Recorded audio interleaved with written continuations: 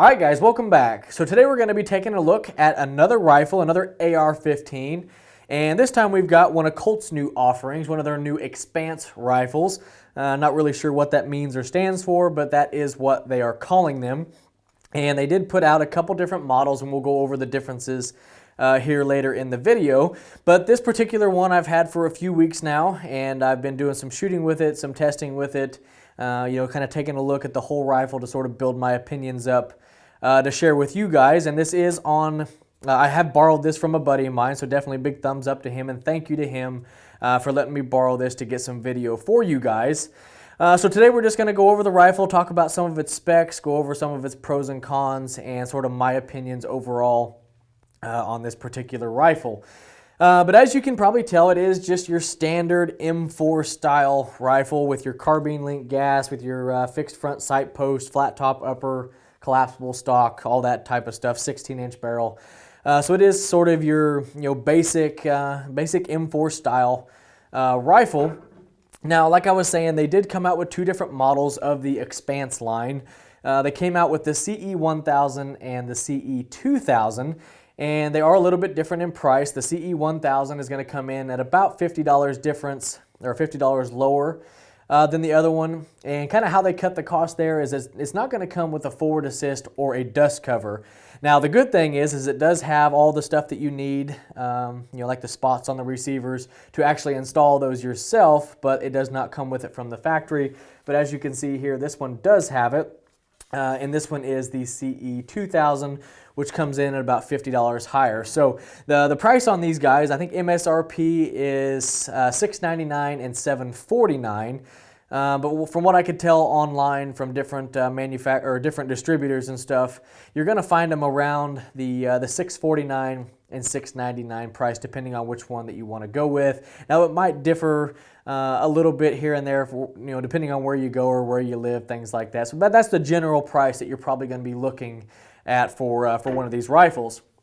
Now you're also probably going to notice that this does have the Fde Furniture on it, and you're not going to be able to buy this from the manufacturer. It does not come from the manufacturer this way.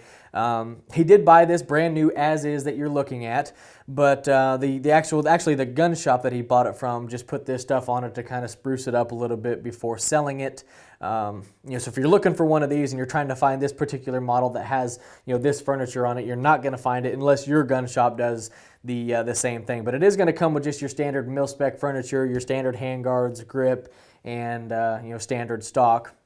Oh, and this Magpul flip-up sight did not come with it. This one was actually mine that I took off one of my other rifles just so I could take it out to the range and do some shooting with it. So it's not going to come with that either. So let's go ahead and just start taking a look at the rifle. As you can see here, the lower receiver is marked Colt Defense, Hartford, Connecticut. It is marked Colt M4 carbine, caliber 5.56 here on the side of it.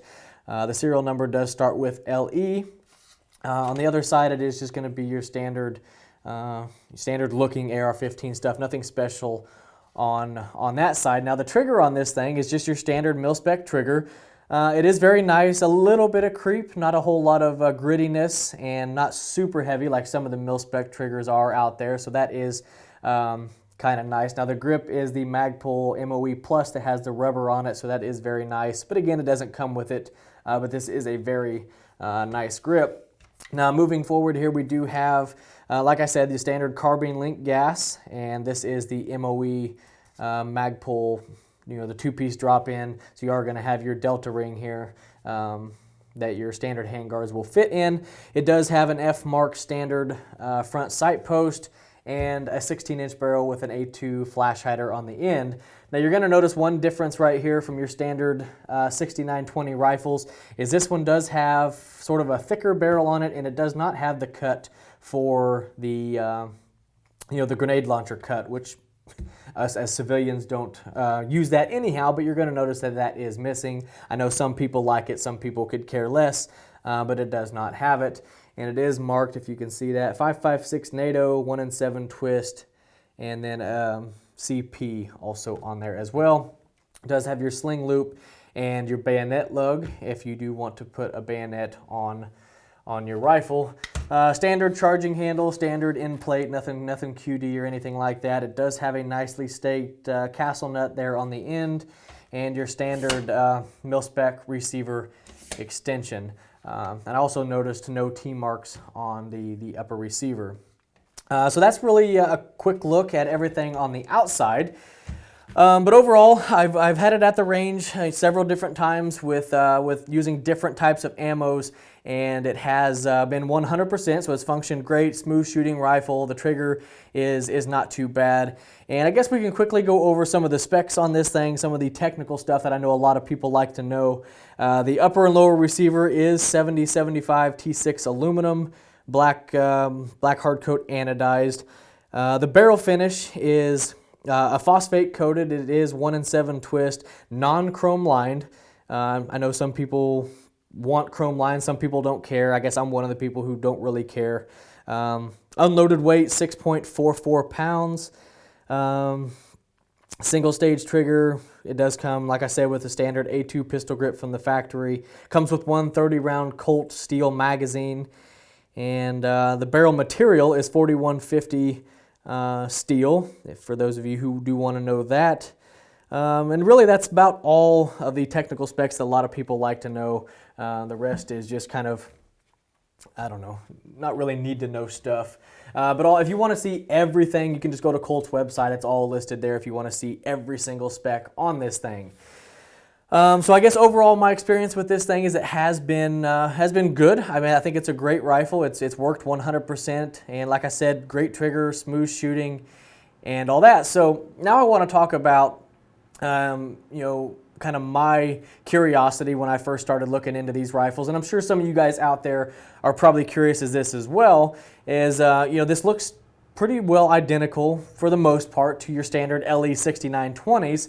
But how did they get the cost down so much? Your standard 6920 on average is around $1,000. And this rifle is coming in, several $100s cheaper than that. So how did they do it? And when I first started looking over this rifle, there's a few things that popped out at me, and a few distinct things that Colts always have. And it kind of rose some red flags and caused me to do some digging because I was kind of curious about this myself.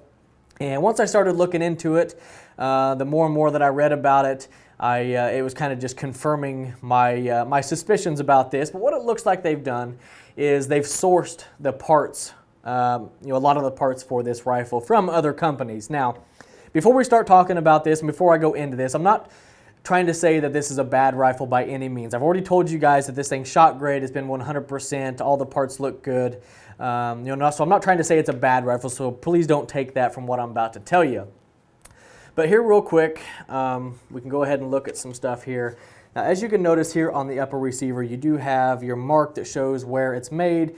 And normally on a Colt, you're going to have a C stamped right there on the upper receiver. All the Colt's receivers have that, the big C stamped right there. And that's one of the first things that I noticed, and seeing that wasn't there, and it got me thinking and sort of looking around, and again, digging and doing some research on it. So that right there shows me that this is not a Colt upper receiver, and all the Colt receivers that I've seen personally had the T-marks on the top. So that was kind of different as well. So let's go ahead and break this rifle down, and we'll take a look at the inside, and I'll kind of show you some more of what I was talking about. So get these pins pushed out here. Maybe get out of there. Here we go. Okay, so let's go ahead and pull the bolt carrier group and charging handle out. And this is another one. If you look all over this bolt, you're going to see that there's again, it's lacking a stamp. On the Colt bolt carrier groups, you always see the C stamped into the bolt carrier group as well, and again, this is lacking the Colt stamping on here. The bolt carrier, or the bolt itself, I don't know how well you can tell, the roll marks that's on the bolt is different from all the other Colt stuff that I've seen. So from what I can tell, this whole bolt carrier group is sourced out, but I mean, it does look like a quality bolt. The proper staking, it is the full auto profile, and from what I can tell, everything looks fine. It's just does not look like it's produced by Colt. So the upper receiver, the bolt carrier group, and even the barrel, there are some markings on the barrel that don't match up with other Colts that I've seen, so I don't think the barrel is Colt either. Now, everything I can tell on the lower receiver seems to be Colt, so I do think the lower is all 100% Colt. I think it's mostly just the upper materials. Pretty much the entire upper looks like it's been sourced out, but the lower looks like your standard Colt. Has all the right markings and all the right stuff on it, so I do think this is 100% Colt. Now, another thing that I've seen that looked different is this hammer. And what this looks like to me is, what was that company that came out? I think JP Enterprises, I think is the name of that company that came up with that low mass hammer. And that's kind of what you can see there. They did include that in there. So I don't know if that is a Colt part. I'm not really sure on that. But that's definitely different than your standard hammer that you're used to seeing. And then again, you do have this bridge here that most Colt receivers have. So I guess you can't put an auto sear in it. But like I said, the whole lower receiver does look like it's manufactured by Colt, but in my opinion, from what I can tell and from what my research tells me, is the upper receiver is sourced out. Now, again, that doesn't mean that this is a bad rifle by any means. They did what they had to do to get the cost down and be a little more competitive in the civilian market, because there for the longest time, Colt has just been dedicated and focused on their military contracts and all that. And yeah, they trickled some guns out to the civilian market, like your 6920s, but it's not something that you've seen mass quantities of at your local gun shop. They just trickled them out every now and then to give some Colt, to put some Colts out there in the civilian market. But here recently, I guess they've noticed that they're missing out on a lot of money by not being in the civilian market. But nowadays, you got so many different good rifles out there at affordable prices, they had to do something to get their prices down. From the LE 6920s at $1,000, they had to get around that $600 to $700 range, where a lot of good rifles are at right now. So they had to do something to be competitive, and I guess this is what they decided to do. But again, I just wanted to point that out. And again, I'm not saying that Colt was wrong for this or it's a bad thing by any means, but I did want to point it out because I know a lot of people buy a Colt for the name and they want all the Colt parts. So if that's something that you're wanting, you're probably going to look to spend a little bit more money and get your standard your LE 6920s. If you want 100% pure Colt, with this one it looks like you're going to get about half Colt. But if that's not something that you're worried about, then I think this would be a great rifle for you. It's worked really well for me. I have no complaints with it. I do think it's a well-built rifle. So let me slap this back together real quick, and then we'll kind of keep talking about this. Maybe I'll show you the trigger pull on this thing.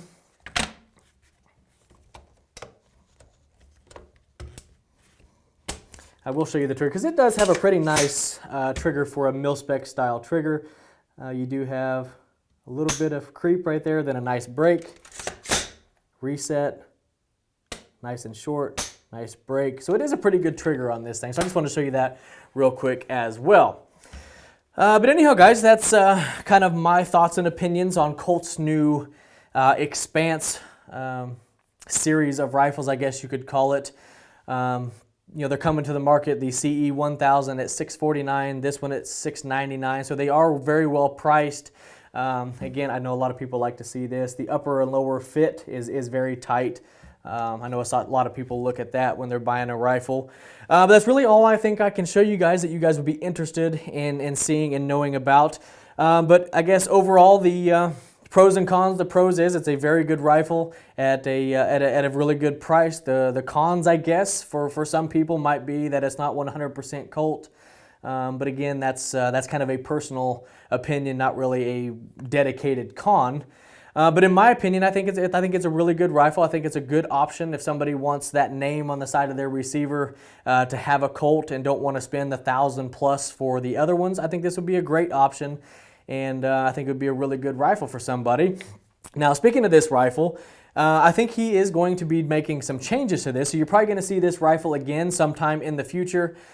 He does want to make some big changes to it. I think he's going to use the lower, and he might do a different barrel length and maybe different hand guards and kind of trick this thing out. So we'll probably be doing a video on that when he decides to. Don't know if it's going to be anytime soon, but just kind of give you guys a heads up. We might be doing a project with this rifle sometime in the future. But anyhow, guys, I hope you guys enjoyed the video, and if you have any questions or comments about this video or anything else you see here on the channel, ask those in the comment section below, and I'll do my best to get back with you. And as always, I appreciate everybody watching. I appreciate everybody subscribing, and we'll catch you in the next one.